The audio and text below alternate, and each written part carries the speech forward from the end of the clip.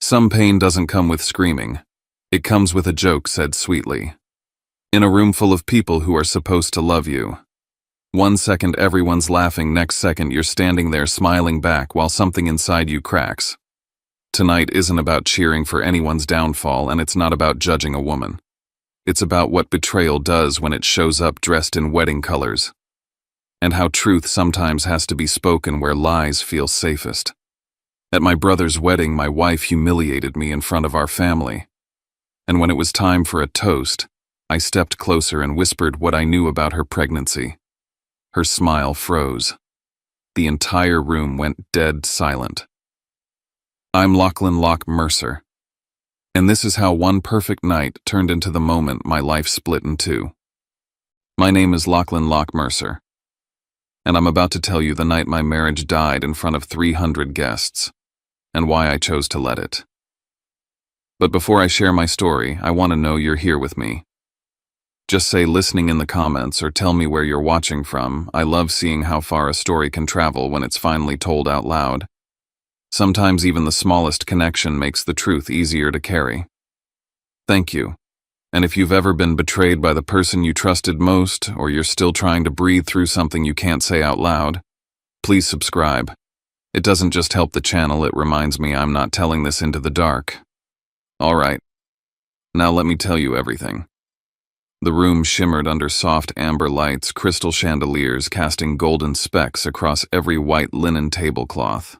Laughter rippled through the air, champagne glasses clinked, and somewhere behind me, the band was sliding into the bridge of This Will Be an Everlasting Love. It was the kind of wedding that makes people believe in happily ever afters.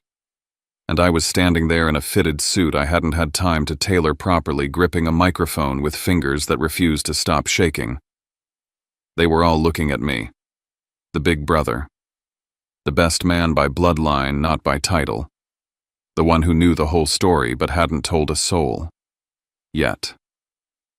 Just minutes before my wife Sienna had leaned in close at the head table, put a hand lightly on my forearm, and let a line drop from her mouth that left my entire chest hollow.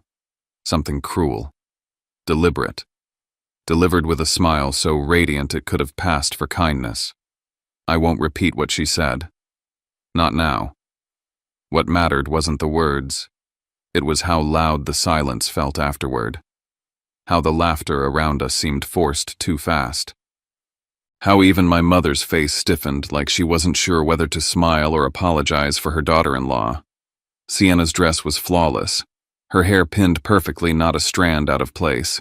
She had that look she always wore in public, like she knew cameras were watching and the world needed proof we were perfect. When I lowered the microphone, I walked toward her. Deliberate.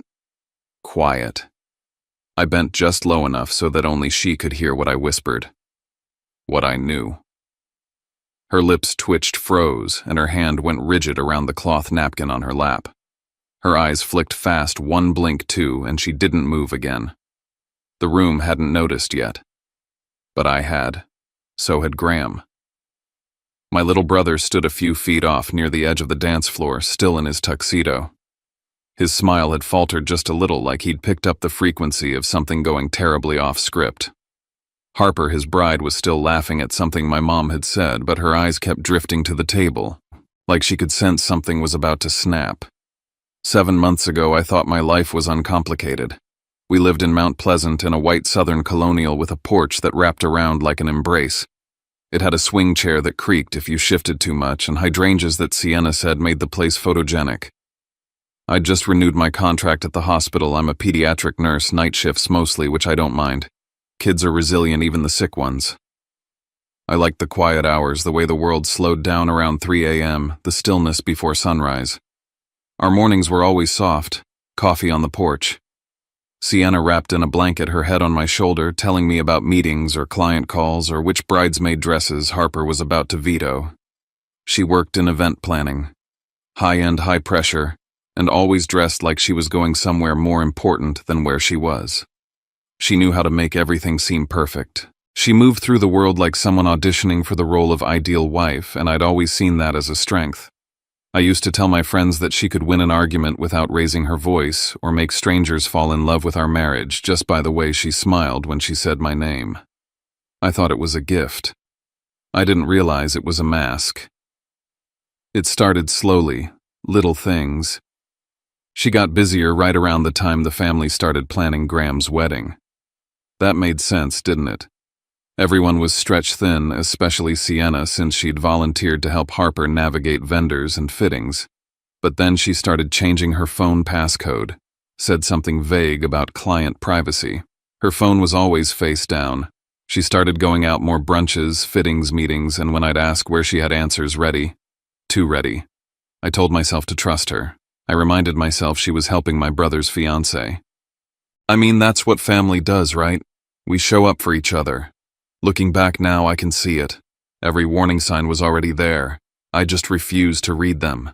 Because I'm not the kind of man who checks his wife's phone. I'm not the guy who makes accusations without proof.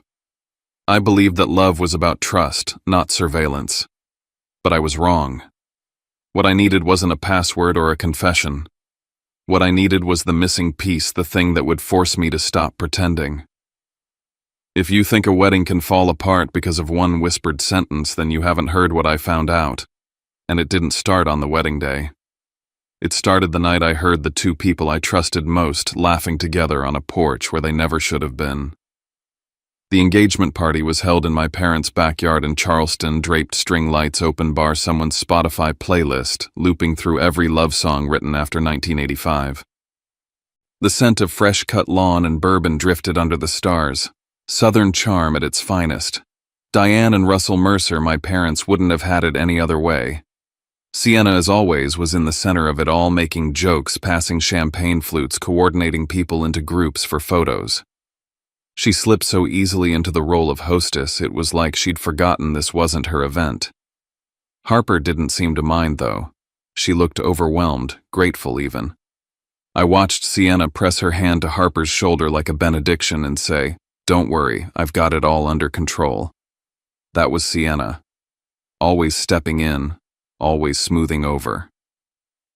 At first I felt proud. Proud that my wife was the kind of woman who could carry a room, who made things easier for others. Proud that Harper trusted her. That Graham trusted her. But then I heard it. I was walking out with a tray of glasses when I heard laughter, low, too intimate, coming from the wraparound porch. I paused just before turning the corner. Sienna and Graham were standing close, his head dipped slightly toward her. She said something I couldn't catch, but it made him laugh in that way he used to when we were kids, genuine, like he didn't have to hold anything back. It wasn't what they said. It was how they said it. Quiet. Private. As if I was the outsider. When I stepped around the corner, they jerked apart like teenagers caught in the wrong room. Graham coughed and looked away. Sienna smiled too quickly and said, "We were just talking about Harper's vows." I made some joke to keep it light and we all moved on. But something had shifted. Over the next few weeks, I started noticing things I hadn't let myself see before. Sienna began showing up to every wedding planning session, sometimes even when Harper wasn't there. She said she was helping with logistics. Graham started knowing small things about her, what she drank, how she liked her steak, the brand of perfume she always wore. I brushed it off as harmless familiarity. I wanted to. One night, the bridal party met at a restaurant downtown to finalize details. I watched Noah, Graham's best man, tease him about disappearing the night before. "Hope you didn't ditch us for someone interesting," he said. Graham froze for half a second too long. Then he laughed too loud and said something about needing air. Later that evening back home, I emptied Sienna's purse while searching for her keys. A small slip of plastic fell out, a hotel valet ticket for a downtown place we hadn't visited in months. When I asked, she answered smoothly. I met a vendor there. They had a sample suite set up for bridal showers. I nodded, because I wanted to believe her, but I started paying closer attention, to her schedule, to the way she answered questions like she was reciting lines, to the pauses in her stories, too perfectly timed, too sanitized. Then one night, I caught a moment I wasn't meant to. I'd stepped outside to get some air. The party was still glowing inside, people laughing, clinking glasses, music humming under the stars. That's when I heard Graham's voice. He was pacing near the garden phone, pressed tight to his ear. "No, don't tell him yet," he said low, but clear. "Let's wait until the day of." I stood frozen. My first instinct. They were planning something for me. A surprise. A gift. Maybe Sienna and Graham were organizing something behind my back for my birthday or a gesture at the wedding, something good. That's what I told myself. Later, under those same string lights, I stood by the edge of the lawn and looked back at the house, at the people I loved most, framed in golden light, at Sienna laughing in a way I couldn't decode anymore. There are moments in life where you know you're supposed to belong, supposed to feel at home, and yet, you feel like a stranger in your own story. That night was the first time I felt truly out of place. Like I was watching a play where I didn't know my lines anymore. So I made a decision. If there was something they were hiding, I wouldn't ask. I would wait until it came to me on its own. Right then, my phone buzzed. It was a text from Sienna. "Hey love, come inside. Time for a family photo." And I walked back into that house, back into that perfect frame, still smiling, still pretending I didn't know the picture had already been staged. The smell of antiseptic and the steady beep of monitors had always grounded me. But that morning, even the clean, predictable rhythms of the pediatric ward couldn't settle the static in my chest. I had worked 3 nights in a row and was back again for a cover shift. I told myself it was just fatigue. I'd been off lately, distant, distracted.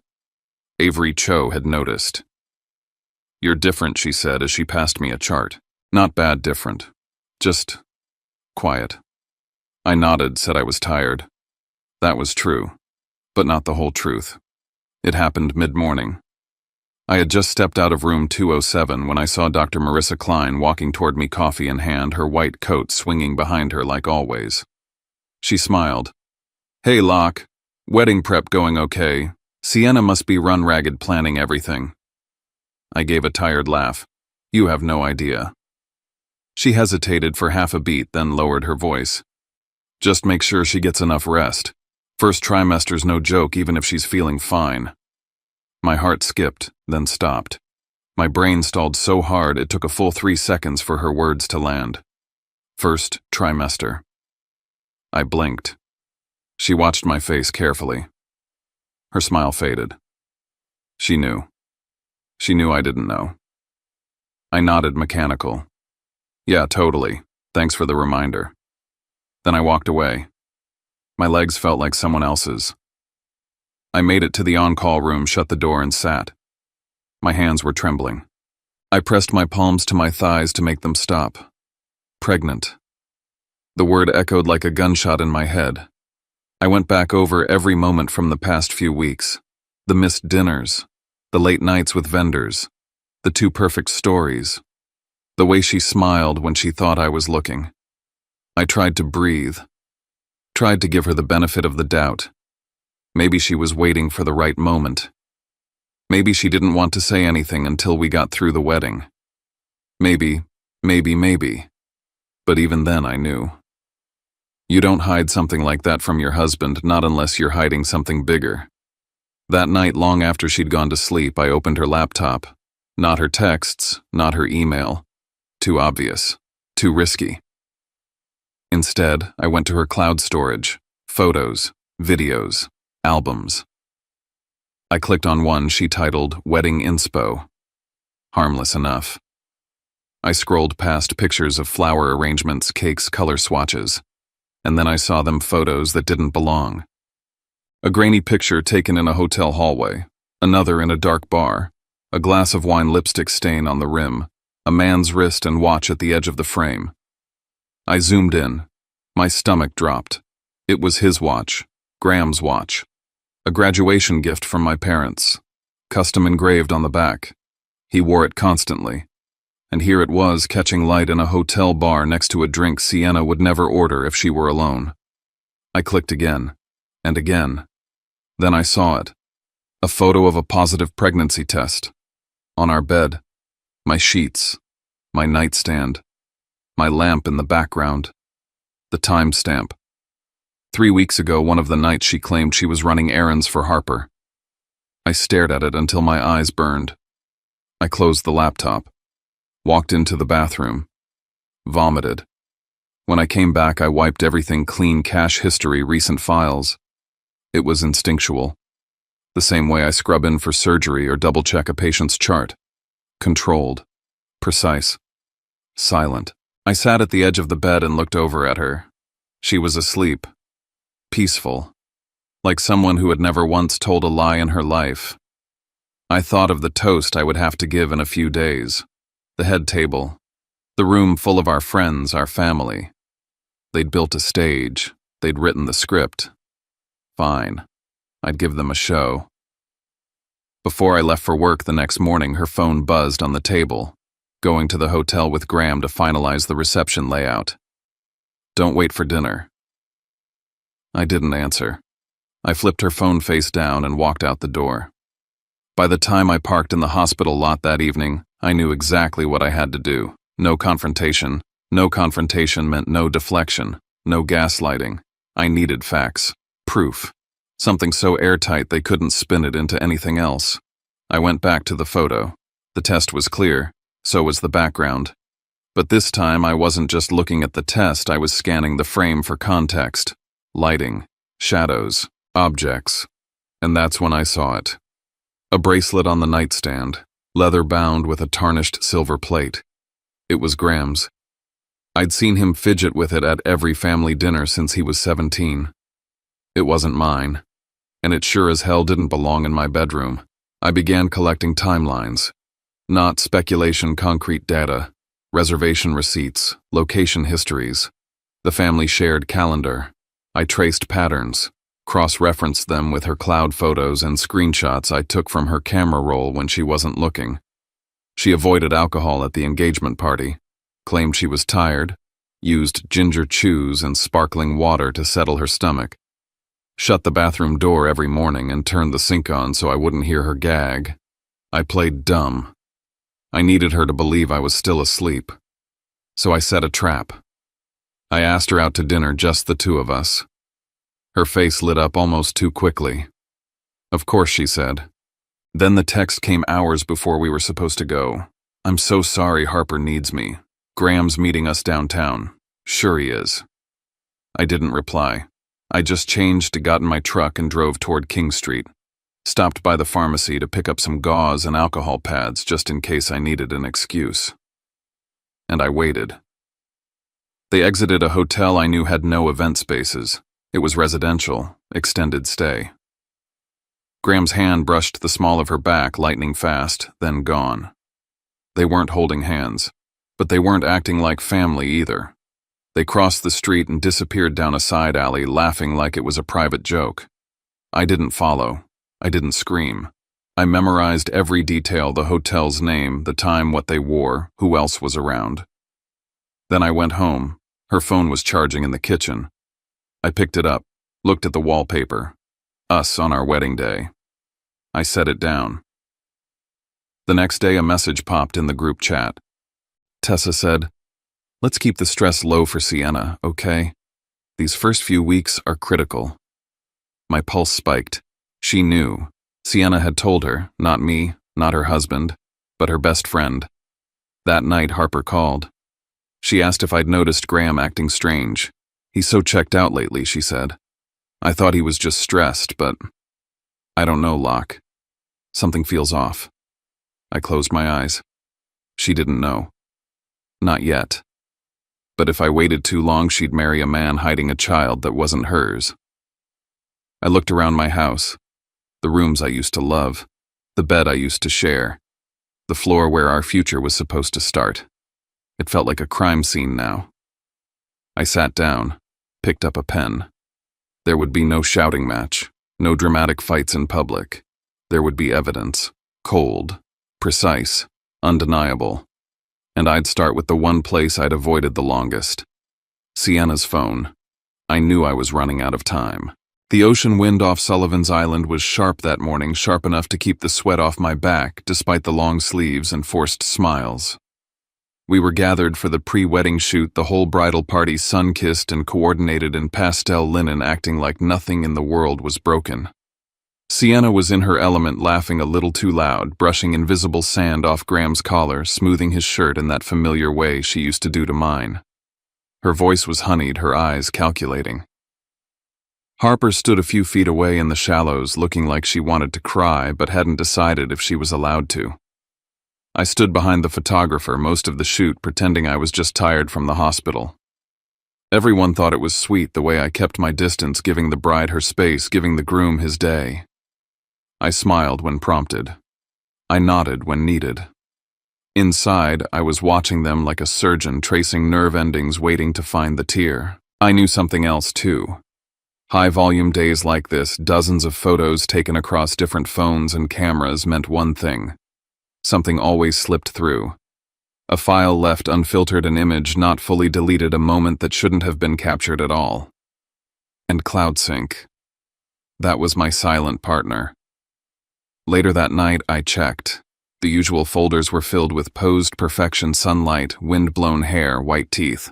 But buried in the depths of auto-sync in a forgotten cache, I found a small chain of outliers, blurred shots of a hotel hallway, a mirror selfie clearly not taken by Harper, and a familiar male silhouette, tall, broad-shouldered, the curve of Graham's watch glinting on his wrist. Deleted from the gallery, still intact in the cloud. They were getting sloppy. That same night was the bachelor party, or at least the co-ed version of it that Harper and Sienna had crafted to seem polished. We all gathered at a speakeasy on King Street, dimly lit and drenched in bourbon.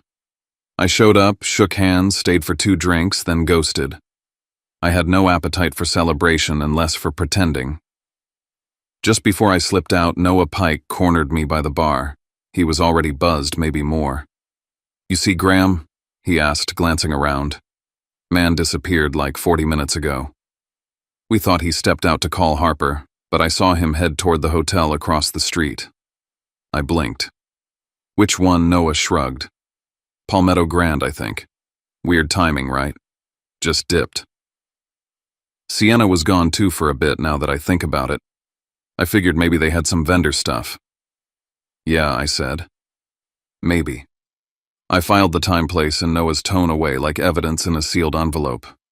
Graham had a pattern, and people were starting to notice. Back home, I dug deeper. One of my jackets from the back of the hall closet had a crumpled receipt in the inner pocket. I wouldn't have thought anything of it, but something made me smooth it out. Overnight parking. Palmetto Grand. The date matched one of Sienna's vendor nights. I stared at it for a full minute before folding it into my wallet. The next morning, Harper texted me and asked to meet. We picked a quiet cafe just south of Broad, tucked between 2 art galleries. She looked exhausted, less like a bride-to-be and more like someone walking the last stretch of a long punishment. She stirred her coffee like it was her only anchor. "Locke," she said quietly, "does Graham seem different to you?" I tilted my head, non-committal. "I don't know how to explain it," she said, her voice cracking. "He's distracted, distant, and he gets angry when I ask where he's been. He used to laugh things off. Now it's like I'm interrogating him. I didn't say anything. I let her speak." "There's more," she whispered. "I saw him delete messages, multiple times. He says he's clearing space, but he never used to care about that." I wanted to take her hand, tell her I knew, that I'd seen it all unraveling and was trying to stitch it back together long enough to expose it cleanly. But all I said was, "You're not crazy." She laughed, one of those bitter, scared sounds people make when they know the truth is staring at them, but they're still pretending it's not. That night, I sat in the garage holding the receipt in one hand and the memory of Harper's face in the other. I was stuck between 2 burning buildings, protecting someone who deserved the truth and protecting the illusion of a family that no longer existed. I heard footsteps. Sienna stepped into the garage, her silhouette lit by the hallway lamp. "What are you doing out here?" she asked, voice soft, too soft. I tucked the receipt under the toolbox and turned. "Just grabbing something for tomorrow's shift." She smiled, stepping closer.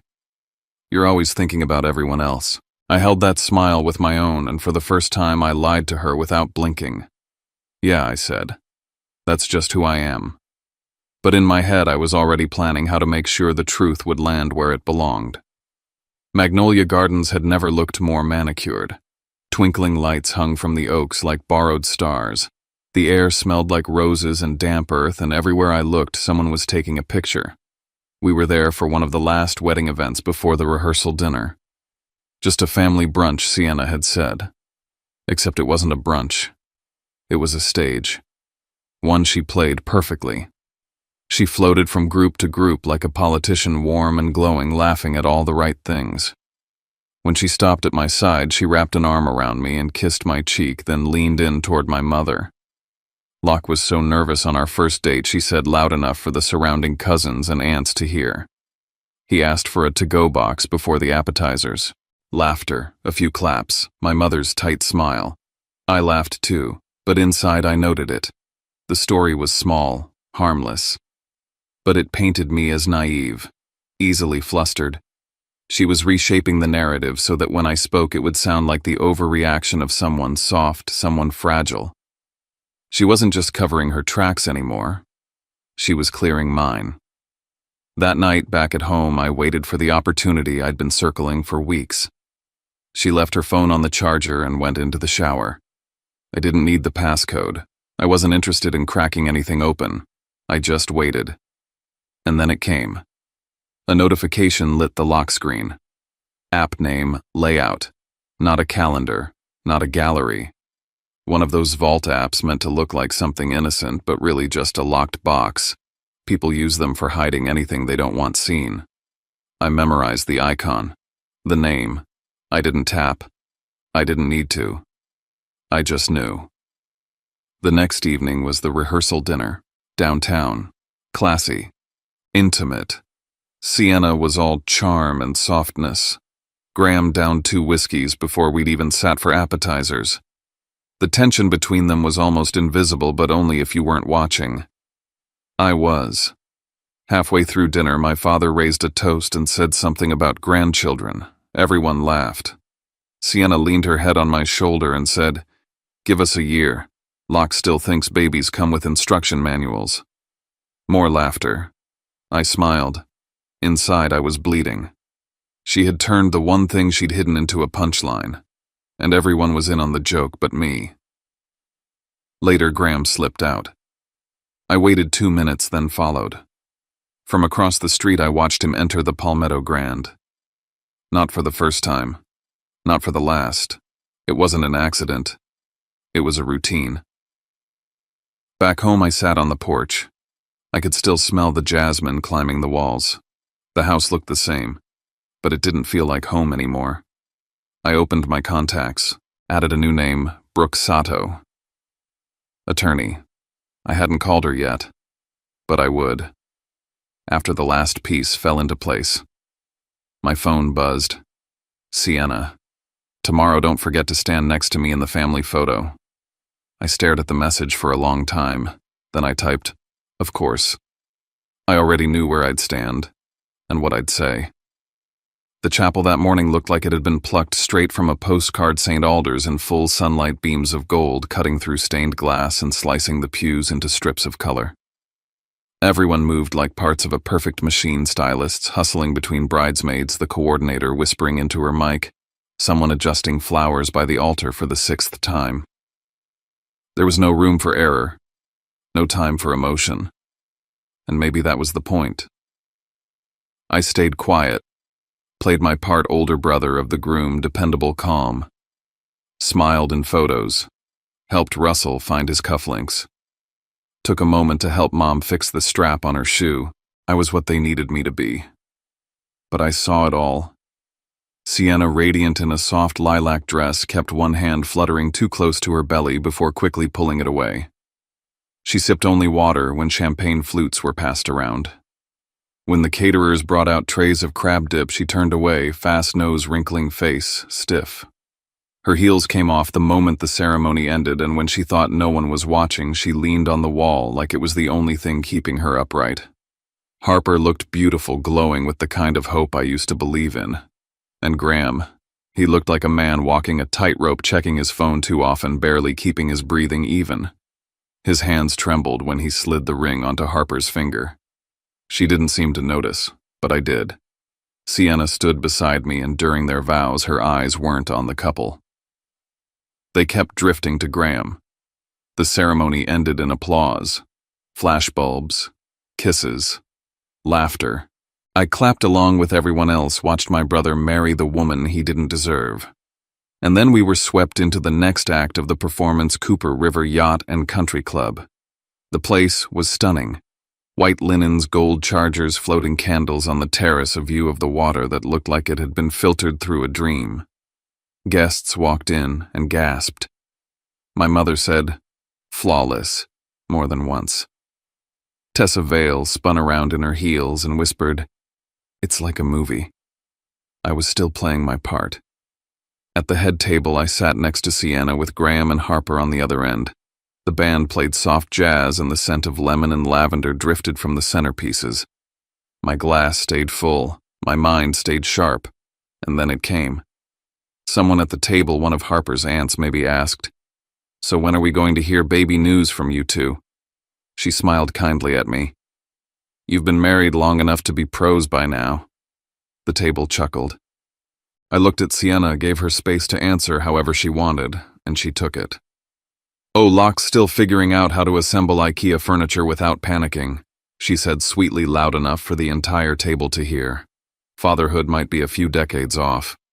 People laughed. I smiled. She wasn't done. "And let's be honest," she added, eyes flicking toward Graham, "some men are born decisive. Others need a little more time." I heard the tone change before the others did. The laughter came slower. Tessa looked at her glass. Harper stared straight ahead. Even my mother blinked twice, unsure of how to react. I didn't say a word. I let it hang. Let them all think I was just being gracious. I stood a few minutes later, said I needed to check on something. No one questioned it. I walked past the bar, slipped into the hallway where the bridal party had gotten ready earlier. The suite was empty now, abandoned in the chaos of celebration. Her phone was charging on the vanity. I didn't need a passcode. I didn't need to dig. I just waited. And there it was. A notification blinked on the lock screen, an album preview from the layout app. One image, a screenshot of an appointment summary with the words 8 weeks underlined. Another thumbnail, partially visible, showed the header of the Palmetto Grand confirmation email. I pulled my phone out, snapped a quick photo of the screen, and put everything back exactly as it was. My heartbeat didn't spike. My hands didn't shake. There was nothing left to question. I had what I needed. Back at the reception, the band was warming up again, and the MC stepped to the mic. And now he said a few words from the groom's brother, Locke Mercer. Applause. A few cheers. All eyes turned to me. I walked to the front of the room with my champagne glass in hand, offered a brief nod, and took the mic. "Thank you," I said simply. "I'll keep this short. Graham and I have been brothers our whole lives, but today, he becomes someone's husband, someone's partner. That's a title you have to earn every single day. And Harper, he's lucky to have you." She smiled. Graham looked down. "I've been thinking a lot about what makes a family work. It's not the rings. It's not the photos. It's the hard stuff, the trust, the honesty, the way you hold each other accountable even when it's messy." I let the words land. I looked out at the guests, then slowly walked down from the stage toward the head table. The mic stayed in my left hand. My right held the glass. I stopped just beside Sienna. I leaned down. I didn't raise my voice. I didn't need to. I saw the appointment summary. I whispered. 8 weeks. The Palmetto Grand. You really thought you could hide it forever. Her body went stiff. Her smile froze. I pulled back and looked into her eyes. "What's the plan, Sienna?" I asked. "You gonna tell them it's mine?" Then I straightened, turned back to the room, and resumed. "Family is built on truth," I said loud and clear. "And sometimes that truth is uncomfortable. But numbers don't lie. 8 weeks ago we weren't trying. We weren't even talking." I saw heads turning. Tessa dropped her fork. My mother leaned forward, breath caught. The entire room tilted toward me, toward the quiet eruption they hadn't seen coming. "There's a hotel downtown. I continued where a lot of vendor meetings took place. Funny thing, vendors don't usually meet you after midnight. Someone gasped. Graham stood halfway, then stopped. His face was ash. Harper gripped the table, knuckles white. There's been a lot of pretending, I said. A lot of rehearsed smiles. But truth doesn't need rehearsal. Harper's voice cracked the silence. Graham, she said, is he talking about you? He didn't answer. Russell stood up, his face tight. What's going on? Diane reached for me. Locke, maybe we should? Sienna finally spoke, voice shrill. What are you doing? Just telling the truth, I said. The room broke open. Chairs scraped the floor. Someone knocked over a glass. Guests stood. Murmurs swelled. The music died. The wedding cake sat untouched. Bouquets wilted in forgotten centerpieces. And I walked away. My phone buzzed before I reached the exit. A number I didn't recognize. The message, this is Harper. Please don't disappear. I need the full story. Now. The house was dark when I got home. Still in my suit, jacket off, tie loosened. I didn't turn on the lights. I just stood in the silence and let it settle over me like a blanket pulled over a corpse. Then I got to work. I laid everything out, photos, timestamps, the screenshot from her phone receipts, calendar entries. I built a timeline down to the minute. 8 weeks. Hotel confirmations. Vendor meetings that didn't exist. Phone records from Graham's sudden disappearances. I wasn't guessing anymore. I was documenting. The next morning I called Brooke Sato. Infidelity, I said flatly. With my brother. I have proof. I want a file. She didn't flinch. We'll do it clean. We mapped everything: asset protection, bank access, joint accounts, frozen emergency injunctions. And then she dropped the hammer. If she used marital funds to hide it, hotels, rides, anything we can press for financial misconduct. That gives us leverage. It wasn't personal anymore. It was structural. That afternoon I met Harper at a cafe. She looked hollowed out, like she'd lived 10 years in 24 hours. I handed her a folder. This is what I have. She looked through it slowly. He told me he was sleeping at Miles's place when he didn't come home. Said he needed space. We matched dates. Her lies, mine. Together they made a whole. Back home, Diane called in tears. We need to sit down. As a family. Russell called too. You're blowing this up. You're punishing everyone. I told them both the same thing. This isn't about saving face. It's about ending a lie. I'm done. I can't tell you that everything healed overnight. Because it didn't. Some nights I still remember the way a room can go silent, how your own heartbeat suddenly sounds too loud, how perfect can feel like a costume you can't breathe in. But time has a strange kindness. It doesn't erase what happened, it just gives us enough distance to see what the truth protected us from and what we're still allowed to rebuild. And maybe that's the part we forget. When we're in the middle of it, we don't have to become cruel to survive. We just have to become honest. Sometimes the most human thing we can do is stop pretending and choose ourselves without turning the world into an enemy. If you've been listening and something in this story felt a little too familiar, you're not alone. If you want to be part of a quiet corner of the internet where we don't judge, we just listen and share, subscribe and stay with us. And if you feel like it, leave a few words in the comments. Even just I'm here or where you're watching from. I read more than you think, and sometimes a small connection makes a heavy story feel lighter. Good night, take care of yourself, and I'll see you in the next one.